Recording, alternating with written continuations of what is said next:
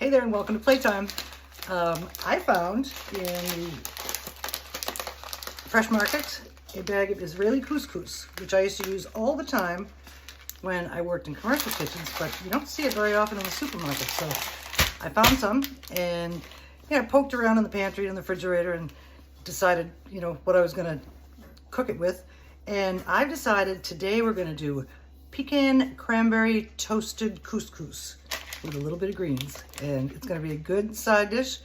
I'm thinking maybe lamb chops to go with it, but I don't have any. I have to go to the store and get some. But we'll do the couscous now. We've got a skillet over medium heat with a little bit of bubbly butter, and we are going to first add our couscous.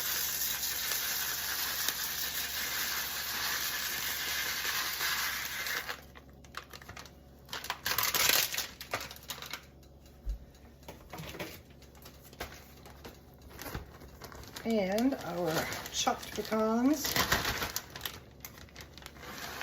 I also had walnuts in the pantry, but I decided to use pecans. And that's what we're going to do.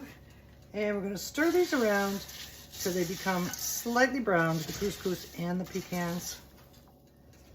And in the meantime, we're going to season them with some salt and pepper. We are toasted up nicely now, just slightly toasted, but you don't want to get it any more than that. And now it's time for some chicken stock.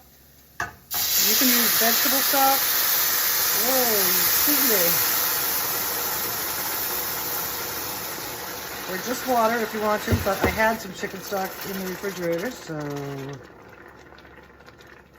we want to bring this to a boil.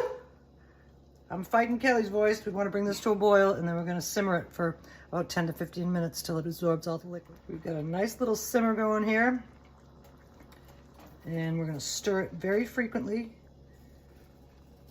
And as you can see, it's already starting to absorb the liquid. And when the liquid is almost all absorbed, we're going to add our cranberries, and the greens will go in at the end. It is now time for our dried cranberries to go in. Sweetness, a little nuttiness, a little yumminess. I was going to wait a little while longer, but I think it's a good time for our greens too, because these greens are probably going to exude some liquid, which needs to boil off as well. So, or cook off. This is the arugula and spinach mixture that I get at the Fresh Market.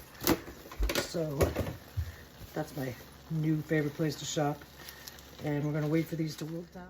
We are cooked through, liquid is absorbed, creamy, nutty, sweet, greeny, and I've turned off the heat, and we're going to put a little finish on this with a little squeeze of fresh lemon juice just to brighten it up a little bit. And it looks like I'm wearing most of it. Come on, you seed. I got my lamb chops, and now we're gonna cook them. I got some rosemary in my garden, and that's how we're gonna do it. Start with just a little squidge of roasted garlic oil. We don't need much. And when that gets hot, then we're gonna put in the chop. Our oil is starting to get a little sizzly. We're gonna season our chops up with some salt and pepper. Both sides. Not that hand. Dum-dum. Okay, now we're going in. Sizzling away, and in we go. What we want to do is sear the outside to hold in all those nice juices. I like my lamb chops rare. So we are going to cook these about 2 minutes and then flip them over. Time to turn over our chops.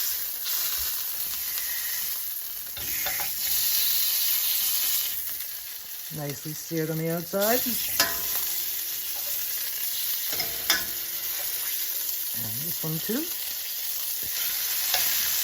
We're going to go another 2 or 3 minutes, and then we're going to finish. Okay, back over we went, and we're nicely, really seared up. I flipped them a couple of times in those 2 minute spans. Now we are going to turn off the heat. And we're going to throw some butter into this pan. I call this the steakhouse method. And a couple of sprigs of rosemary. let this butter melt.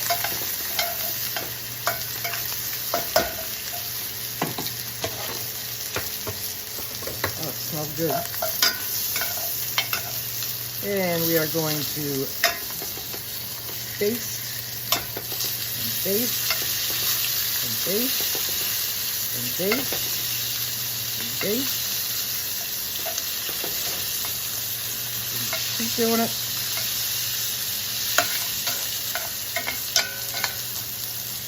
And we're going to do it until this butter stops bubbling. And then we're going to just let our chops rest and they will be done. Our butter is done bubbling, and now we're going to remove these from the pan, put them on a plate with our pecan, cranberry, and greens couscous, and it's going to be a delicious dinner. Here is our rosemary seared lamb chops with our pecan cranberry couscous, and it looks lovely. It's kind of brown, but it's going to taste real good. And let's see how the chops. Thank you for joining me for another play day. And these chops are perfect for my desire. If you want to cook them a little more, you can just keep flipping them, flipping them, flipping them. And when you think they're done enough, you can then start the butter thing. But mine came out really good and can't wait to eat them. You have a good day and we'll see you soon.